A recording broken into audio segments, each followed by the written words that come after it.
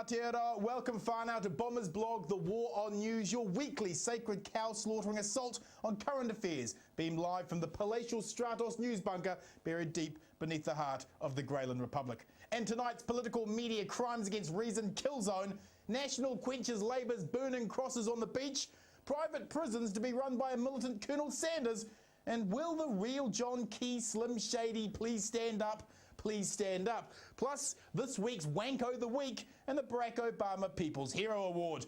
Leading the war on news this week, brothers and sisters, hands up who doesn't care about bloody Michael Jackson any longer.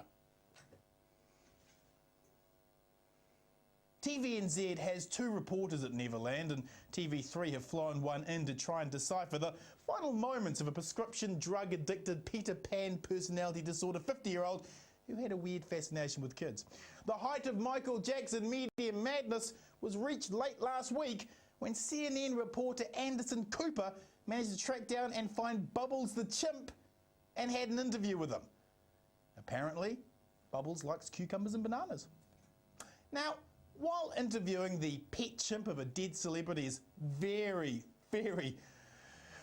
important, in other news, New Zealand was extinguishing the burning crosses of racism Labour erected with the foreshore and seabed land confiscation. Mass land confiscations is just so 1800s. What was next, Labour? Moa hunting? The history behind this racist and stupid legislation shows how badly Labour misstepped. In the wake of Brash's "Mary get too much" Orewa speech, Labour were terrified by the rednecks who were aroused by Don. At the time of the High Court ruling that said Māori deserved a day in court, Jerry Brownshirt from National was screaming, "Mary wanna steal my beach!" the one he waddles to once every 2 years when he's not holidaying at his Kenyan elephant hunting lodge. Jerry was trying to tickle the rednecks just like Don had, but rather than fight the rednecks, Labour did something horrific. They tried to manage rednecks by confiscating the foreshore and seabed. You can't manage the New Zealand redneck. You can only sink your burning torches deep into their rubbery hides and fight. Be careful when attacking redneck children. They have beaks. To capitulate in such a way to the redneck is the lowest point Labour has ever come, and the rest of their party must share the shame. New Zealand rednecks are not to be managed. They are to be confronted and fought, hunted down and burnt in the town square, and any land they own sown with salt. The irony that it is National, the party who are attempting a Don Brash Orewa Beach speech part 2 with the High Court decision, and now the ones who are about to repeal Labour's racist legislation, is an irony every New Zealander should choke deep and hard on. Talking irony. Winston Peters was back race baiting again, and he's not even in Parliament any longer. Having run out of immigrant minorities to have a go at, Winston has turned on Māoridom with his ridiculous claims that repealing the foreshore and seabed legislation is Māori activism that will tear New Zealand asunder. I feel a Khrushchev UN tantrum coming on. No, Winston, allowing due process for a Māori claim to the foreshore and seabed won't rip New Zealand asunder, but denying people their day in court might. Winston is to serious discussions on race what the Herald on Sunday is to serious journalism. Mr. Cook. Moving on far now, the debate to privatise our prison system has begun in earnest last week with the opening of the Law and Order Select Committee considering the Corrections Contract Management of Prisons Amendment Bill.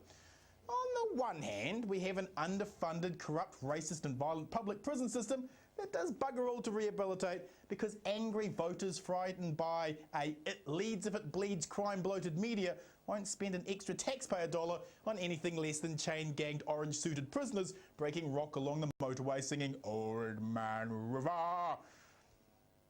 Can I sing "Old Man River" again, Mr. Boshman Shah? On the other hand, we have Dick Cheney's industrial corporate penal industry, which has been investigated overseas for prisoner torture and abuse, and who have a profit motive to lock up more and more people for longer periods of time. Overseas, it funds victims' rights groups so that the public debate is reduced to a lynch mob baying for public executions, and the profit motive warps countries into prison nations with a corporate penal industry shaping domestic policy for its balance sheet. In short, private prisons don't give a damn for rehabilitation. All they care about is more people and more prisons, whereas the public service doesn't care about rehabilitation because no one wants to pay for it. The Select Committee heard from the Human Rights Commission that only the state should be allowed to hold someone against their will. There argument being that we should never hand over the full coercive power of the state to a mere company.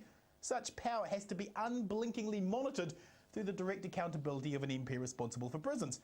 So, what did the private prison company Geo Group Australia Managing Director Peter Boydenhout have to tell the Law and Order Select Committee last week?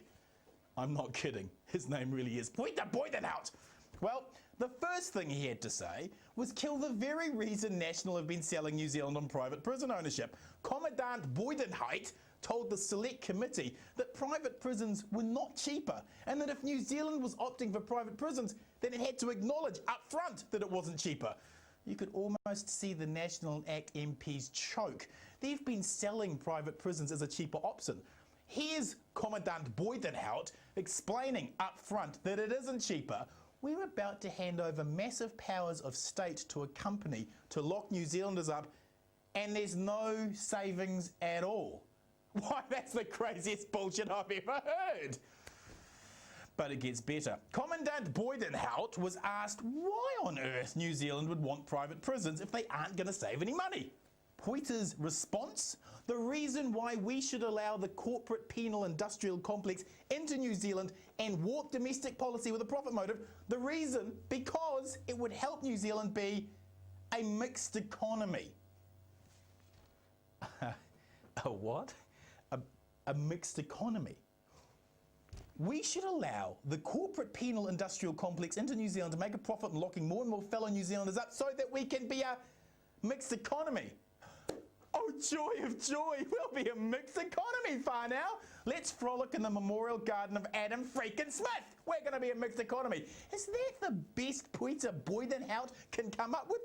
Mate, someone's paid a ticket for you to come here from Australia. Are you taking the piss? Did you come up with mixed economy in the taxi ride from the airport? Let's see. We should allow privatisation of our prisons, knowing it won't save 1 cent but gives us some nebulous mixed economy bullshit? There are 40 million sheep in New Zealand. 4 million can vote. Change! Far now, we have to move on. Back in the day when Labour were the government, when lambs could lie down with lions, Auntie Helen handed out social spending cash to community groups to help those communities flourish. Some of that cash went on a hip-hop tour which quickly became represented in talkback land as a flimsy, dumb put-down of all social spending by the Labour government. Before talkback hosts created the nanny state, the dicocracy, Helengrad or political correctness, hip-hop tours represented all that was crazy about a chick running the country. So, seeing as taxpayer-funded hip-hop tours have been reduced to the level of public acceptability that drink driving has been set, it would be the height of hypocrisy for National to fund a hip-hop tour, wouldn't it? Well, will the real Slim Shady please stand up? John Key, aka King John, aka MC Cracker with an attitude, announced his Pacific hip-hop tour on his YouTube video journal last week. And a really good young dance group who are going to be there coming with us, hip-hop group. That's going to be a fantastic few days. 4 countries in 4 days. Looking forward to it. That's my best John Key. Interesting, isn't it? Labour's taxpayer-funded hip-hop tour, an example of political correctness gone mad. National's taxpayer-funded hip-hop tour, not a whisper. Enough of the news. Let's hand out this week's Wank of the Week.